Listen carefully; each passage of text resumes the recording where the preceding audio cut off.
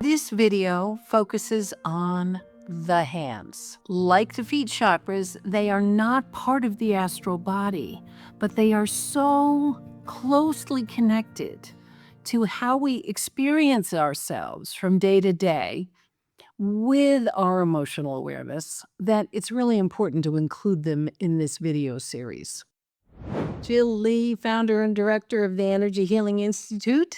If you'd like to learn more about what EHI has to offer in the way of content, programs, courses, consulting, one-on-one client sessions, we do a lot over there. Check us out at energyhealinginstitute.org. This video is the last in the series on the 7 astral chakras and the 2 etheric chakras, the feet chakras and the hand chakras. So in focusing on the hands, 4 major patterns that arise where your hand chakras may be driving you towards behaviors and ways of being that aren't authentic, aren't who you are, aren't how you want to be, and yet somehow, some way, you're still doing it. 4 things. Caretaking. Think in terms of caretaking as a massive pattern that is involved in lots and lots of the chakras. If you've watched the whole series, you've heard caretaking come up in multiple places. Kind of the final place it's going to show up is in the hands, where you are streaming energy towards somebody else's problems rather than solving your own. So energy regulation is your antidote to these kinds of issues.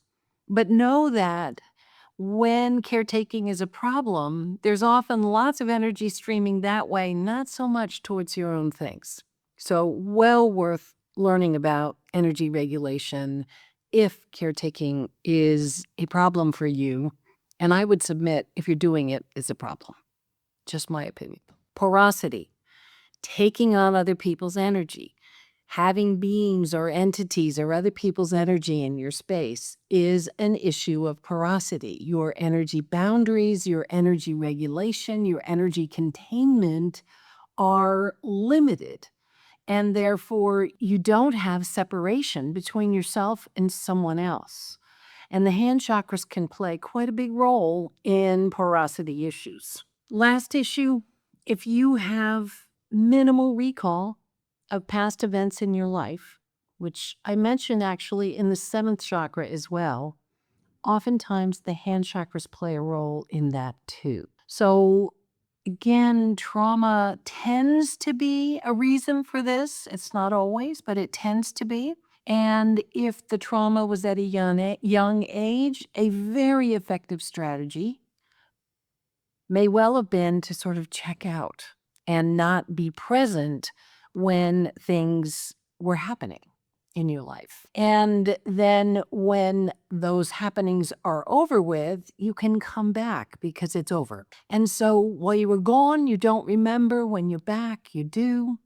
And as you grow in your life, that pattern of disengaging from yourself becomes habituated. So there can be long periods of time where you just weren't present enough to remember, like 5th grade, for example. That would be me. Understand that these are energy issues. They do have real-time implications, and energy regulation, energy clearing can help solve those issues so that you are present for your life and what you want to create.